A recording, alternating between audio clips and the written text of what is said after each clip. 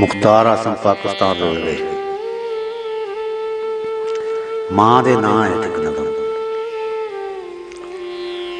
ਮਾਂ ਨੇ ਵੇਚ ਕੇ ਆਪਣੀ ਕੁੱਖ, ਮਾਂ ਨੇ ਵੇਚ ਕੇ ਆਪਣੀ ਕੁੱਖ, ਇੰਜ ਮਿਟਾਈ ਮੇਰੀ ਭੁੱਖ। ਮਾਂ ਨੇ ਵੇਚ ਕੇ ਆਪਣੀ ਕੁੱਖ, ਇੰਜ ਮਿਟਾਈ ਮੇਰੀ ਭੁੱਖ।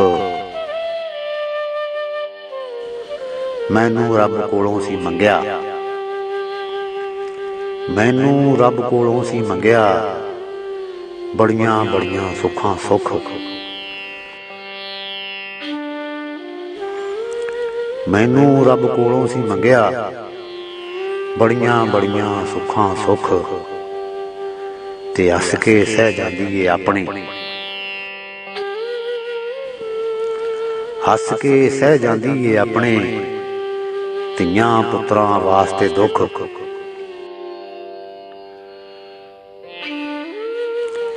ਤੇ ਮਾਂ ਦੇ ਪਿਆਰ ਤੋਂ ਸੰਘਣੀ ਛਾਂ ਦਾ,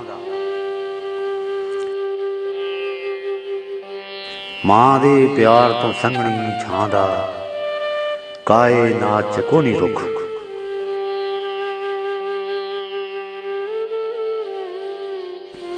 ਤੇ ਸਾਰੀ ਉਮਰਾਂ ਮੰਗਦੀ ਰਹਿੰਦੀ,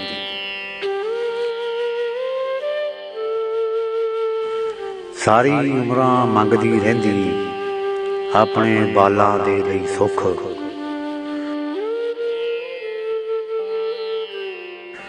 ਮੈਂ ਨਹੀਂ ਉਹ ਕਦੇ ਵਸਦੇ ਦਿੱਠੇ,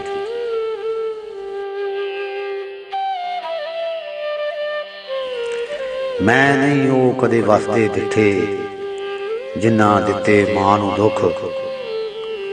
ਤੇ ਆਸਮ ਮਾਪੇ ਯਾਦ ਆਉਂਦੇ ਨੇ,